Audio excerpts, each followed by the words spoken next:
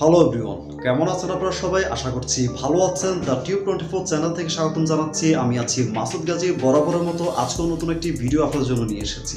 তো বন্ধুরা, এর আগের একটি ভিডিওতে আমি আপনাদেরকে দেখিয়েছিলাম কিভাবে একটি আনঅফিসিয়াল ফোন অনলাইনের মাধ্যমে রেজিস্ট্রেশন করে অফিসিয়াল করে নিতে হয়। তো যারা এখনো পর্যন্ত আগের ভিডিওটি দেখেননি কিংবা এখনো পর্যন্ত রেজিস্ট্রেশন করেননি, অবশ্যই উপরে থাকা আই বাটনের লিঙ্কে ক্লিক করে ভিডিওটি দেখে সম্পূর্ণ প্রসেসিং ভালো করে দেখে আপনারা রেজিস্ট্রেশন করে নেবেন। আর আজকের ভিডিওতে আমি শুধুমাত্র কিছু কমেন্টের অ্যান্সার এবং আপনাদের কিছু ভুল সংশোধন করে দিতে চাচ্ছি। তো যারা আমার আগের ভিডিওতে কমেন্ট করেছিলেন, বলেছিলেন যে অনেকেরই ডকুমেন্টস অ্যাকসেপ্টেড হচ্ছে না কিংবা জমা দিন অপশনটি আসছে না, কিংবা বাংলাদেশ থেকে কি আনঅফিসিয়াল ফোন কেনার পর সেগুলো কি রেজিস্ট্রেশন করা যাবে কিনা। তো এই নিয়ে অনেকগুলো কোশ্চেন রয়েছে, যে কোশ্চেনগুলো আমি আপনাদেরকে একটার পর একটা অ্যান্সার দিয়ে যাব। তো আশা করছি বন্ধুরা আপনারা সম্পূর্ণ ভিডিওটি না টেনে দেখবেন। তো দেরি না করে শুরু করা যাক আজকের ভিডিওটি।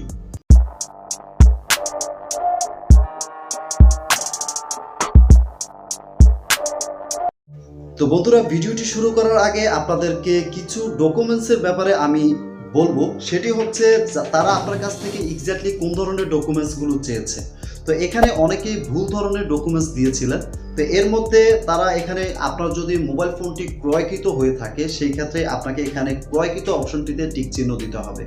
সেই ক্রয়কৃত অপশনটিতে ক্লিক করার পর আপনাকে সেই অনুযায়ী কিছু ডকুমেন্টস আপনার কাছ থেকে চাইবে, অর্থাৎ যে যে ডকুমেন্টসগুলো আপনার কাছে থাকার থেকে। তো এখানে উপহার প্রাপ্ত নামকও একটি অপশন দেওয়া আছে।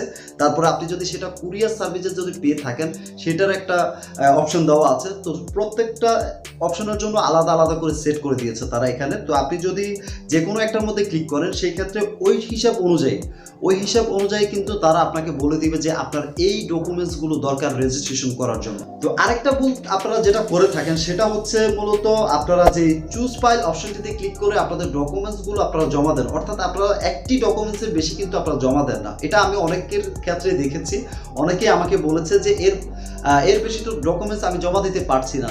এখানে দেখুন অপশন দেওয়া আছে। এখানে তারা বলেছে চুজ ফাইল অপশনটিতে ক্লিক করার পর আপনার একটি ডকুমেন্টস দেওয়ার পর পরবর্তী ডকুমেন্টসগুলো দেওয়ার জন্য আপনাকে আগে যুক্ত করুন একটি অপশন পেয়ে যাবেন। সেই অপশনটিতে আপনাকে ক্লিক করে আপনার ডকুমেন্টসটি আগে জমা দিয়ে তারপর পরবর্তী ডকুমেন্টসটি আপনাকে এখানে আবার যুক্ত করুন অপশনটিতে ক্লিক করতে হবে। অর্থাৎ আপনার কাছ থেকে যদি 3টি ডকুমেন্টস চেয়ে থাকে, সেক্ষেত্রে 3বার আপনাকে যুক্ত করুন অপশনটিতে ক্লিক করে 3বার ডকুমেন্টস দিতে হবে।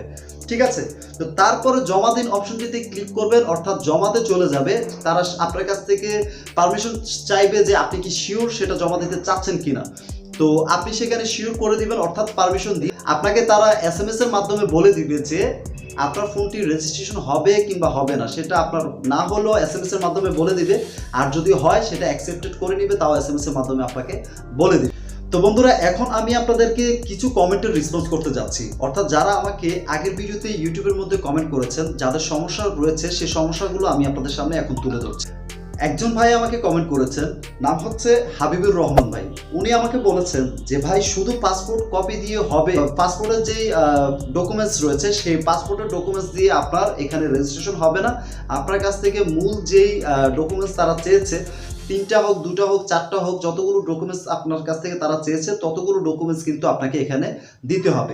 তো আরেক ভাই আমাকে কমেন্ট করেছে, উনি বলেছেন ভাই, আমি 5 দিন আগে বিডি থেকে ফোন কিনেছি আনঅফিসিয়ালি। সিম ঢুকানোর পর বারবার BRTC থেকে আমাকে ওয়েবসাইটে যাওয়ার জন্য বলছে।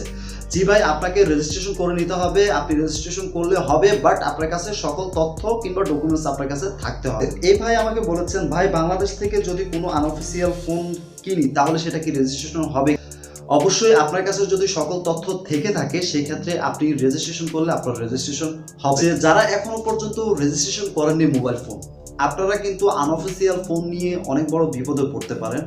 বিভিন্ন ইউটিউবাররা কিন্তু আনঅফিসিয়াল ফোন প্রমোট করার জন্য, বিক্রি করার জন্য, তারা বিভিন্ন অ্যাডসের জন্য অ্যাডভাইস দিয়ে থাকে মানুষকে। যেই অ্যাডগুলো কিংবা ভিডিওগুলো দেখার পর মানুষে মনে করে যে আনঅফিসিয়াল ফোনটাই বেটার। বাট আনঅফিসিয়াল ফোনটা আপনি যখন কিনতে যাবেন, তারপর থেকে কি আপনি রেজিস্ট্রেশন করতে পারবেন কিনা, সেটা রেজিস্ট্রেশন হবে কিনা, যেগুলো আনঅফিসিয়াল সেগুলো তো আনঅফিসিয়ালি, অর্থাৎ সরকার অ্যালাউ করছে না, তারপরও আপনি সেই ফোনগুলো কিনতে যাচ্ছেন। ঠিক আছে? তো যদি সরকার অ্যালাউ করে থাকতো, তাহলে তো আপনি ফোন ব্যবহার করতেন, কোনো সমস্যা না। তো এই ফোনগুলো মূলত সরকার অ্যালাউ করে না, যার কারণে এগুলো আনঅফিসিয়াল হিসাবে তারা করে দিচ্ছে।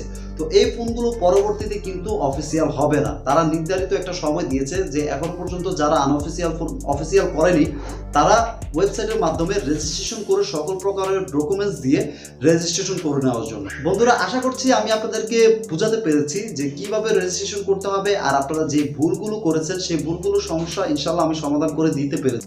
আর যদি আপনাদের কোনো সমস্যা থেকে থাকে কিংবা আরও অন্য কোনো সমস্যা থেকে থাকে কিংবা হচ্ছে, সেগুলো অবশ্যই আপনারা কমেন্ট বক্সের মধ্যে জানাবেন, আমি আপনাদেরকে ইনশাআল্লাহ রেসপন্স করব। তো আশা করছি আপনাদের ভিডিওটি ভালো লেগেছে। যদি ভিডিওটি ভালো লেগে থাকে তাহলে অবশ্যই সাবস্ক্রাইব করবেন, পাশে থাকা বেল আইকনে ক্লিক করবেন যেন পরবর্তী ভিডিওগুলো আপনারা পেয়ে যান।